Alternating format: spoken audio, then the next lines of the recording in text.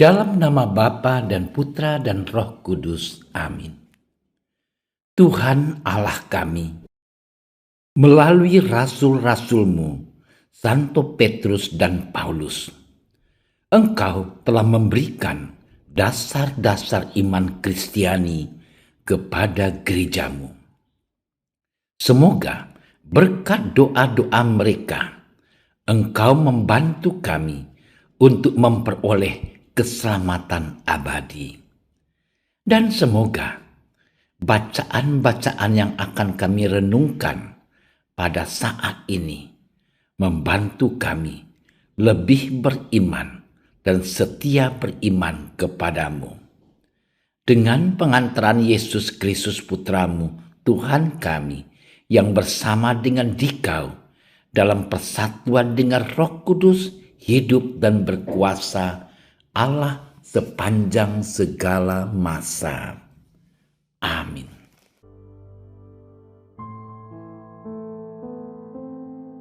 Sekali peristiwa, Yesus tiba di daerah Kaisarea Filipi. Ia bertanya kepada murid-muridnya, "Kata orang, siapakah anak manusia itu?" Jawab mereka, "Ada yang mengatakan Yohanes Pembaptis, ada juga yang mengatakan Elia, dan ada pula yang mengatakan Yeremia atau salah seorang dari para nabi." Lalu Yesus bertanya kepada mereka, "Tetapi apa katamu? Siapakah aku ini?" Maka jawab Simon Petrus, "Engkau adalah Mesias, Anak Allah yang hidup." Kata Yesus kepadanya, "Berbahagialah engkau Simon bin Yunus, sebab bukan manusia yang menyatakan itu kepadamu, melainkan Bapa-Ku yang di surga. Dan aku pun berkata kepadamu, engkau adalah Petrus, dan di atas batu karang ini aku akan mendirikan jemaatku, dan alam maut tidak akan menguasainya. Kepadamu akan kuberikan kunci kerajaan surga. Apa yang kau ikat di dunia ini akan terikat di surga, dan apa yang kau lepaskan di dunia ini akan terlepas di surga." Demikianlah sabda Tuhan.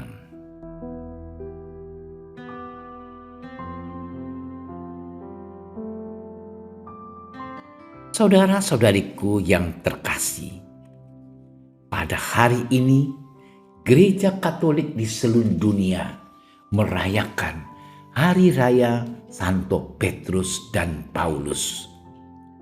Mereka adalah dua orang rasul besar dalam Gereja Katolik. Petrus adalah pemimpin para rasul yang terkesan spontan, namun ternyata ada kerapuhan di dalam dirinya yang membuat ia perlu berusaha keras untuk mengimani Yesus. Paulus adalah seorang Farisi terpelajar yang pada mulanya membenci Yesus, namun pada akhirnya ia sendiri dipanggil oleh Tuhan untuk mewartakan Injil kepada bangsa-bangsa non-Yahudi. Dua orang ini menjadi martir dengan cara yang khas. Walaupun demikian, Petrus dan Paulus sama-sama dihormati sebagai tokoh guru gereja. Saudara-saudariku yang dikasihi Tuhan, sungguh menarik bacaan-bacaan liturgi pada hari ini. Petrus yang sedang mengalami penderitaan di dalam penjara menyadari kehadiran Tuhan yang menyelamatkan melalui penampakan malaikat yang melepaskan belenggunya. Paulus yang juga sedang menderita setelah mengalami penolakan karena pewartaannya tentang Injil Tuhan, menyadari kehadiran Tuhan di sepanjang hidupnya, sehingga Paulus siap untuk mati demi Tuhan yang diimaninya. Kesadaran akan Tuhan yang hadir mengantarkan dua pribadi ini pada kesiapsediaan untuk menerima tugas perutusan Tuhan. Walaupun kerapuhan diri adalah sesuatu yang tak dapat dipungkiri dan disangkal. Tuhan Yesus tahu bahwa Simon adalah orang yang masih perlu belajar dalam beriman. Namun Tuhan Yesus mempercayakan tugas penggembalaan umat beriman kepada Simon dan para rasul. Engkau adalah Petrus, dan di atas batu karang ini aku akan mendirikan jemaatku, dan alam maut tidak akan menguasainya. Tuhan Yesus semakin menegaskan peran Simon Petrus. Kepadamu akan kuberikan kunci kerajaan surga. Apa yang kau ikat di dunia akan terikat di surga, dan apa yang kau lepaskan di dunia akan terlepas di surga. Simon Petrus ditantang oleh Tuhan Yesus untuk setia pada kehendaknya, sekalipun Simon Petrus sendiri sadar betapa rapuhnya dirinya. Saudara-saudariku yang dikasihi Tuhan, iman kepada Yesus bukanlah suatu proses yang instan. Mereka yang dibaptis di usia dewasa harus melalui serangkaian proses beriman, mulai dari masa katekumenat hingga masa mistagogi. Begitupun dengan mereka yang dibaptis sejak bayi, dibantu oleh orang tua dan para pendidik iman dalam proses beriman. Mengimani Yesus tidak akan pernah selesai secara tuntas. Mengimani Tuhan Yesus harus selalu dibarengi dengan usaha untuk menyadari kehadiran Tuhan Yesus dalam hidup. Berusaha memahami kehendaknya dan mewujudkan pemahaman iman itu dalam tindakan konkret. Tetangga yang menolong sebuah keluarga yang mengalami kesulitan finansial melalui sumbangan uang, dia berusaha mewujudkan iman dalam tindakan konkret. Anak muda yang membantu kawannya memahami mata pelajaran yang diajarkan juga berusaha mewujudkan iman dalam tindakan konkret. Setiap dari kita diundang untuk mewujudkan iman dalam tindakan konkret, sebagai bagian dari usaha kita mengimani Tuhan Yesus, menyadari kehadirannya dalam hidup kita. Saudara-saudariku yang terkasih, dua orang tokoh kudus ini, Santo Petrus dan Paulus, mengajarkan kepada kita arti mengikuti Tuhan Yesus. Kita perlu berusaha seturut kemampuan diri kita masing-masing dalam mengikuti Tuhan Yesus. Hasilnya saat ini di dunia belumlah terlalu jelas bagi kita. Namun kita percaya bahwa Tuhan Yesus memberikan ganjaran surgawi bagi orang-orang yang setia dalam perjuangan untuk mengimaninya, seperti yang diungkapkan oleh Rasul Paulus. Sekarang telah tersedia bagiku mahkota kebenaran yang akan dikaruniakan kepadaku oleh Tuhan, Hakim yang adil pada harinya. Maka saudara-saudariku yang terkasih, marilah kita berusaha untuk berjuang dalam beriman dengan mewujudkan iman kita dalam tindakan konkret dalam kehidupan kita sehari-hari. Tuhan memberkati kita.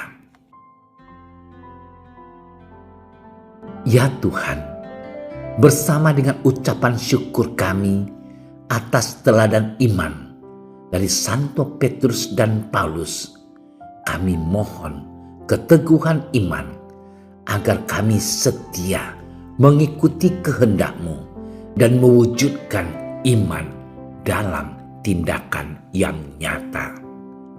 Demi Kristus Tuhan dan Juru Selamat kami. Amin. Kami berdiri di hadapan-Mu, ya Roh Kudus. Pada saat kami berkumpul di dalam nama-Mu, bersama-Mu sendiri yang membimbing kami, membuat diri-Mu nyaman berdiam di hati kami. Ajarilah kami jalan yang harus kami tempuh dan bagaimana kami harus mengikuti jalan itu. Kami lemah dan berdosa. Jangan biarkan kami mendukung kekacauan. Jangan biarkan kebodohan menuntun kami ke jalan yang salah. Jangan pula keberpihakan mempengaruhi tindakan-tindakan kami. Kiranya kami menemukan di dalam Engkau kesatuan kami, agar kami boleh berjalan bersama menuju kehidupan abadi dan tidak menyimpang dari jalan kebenaran dan apa yang benar.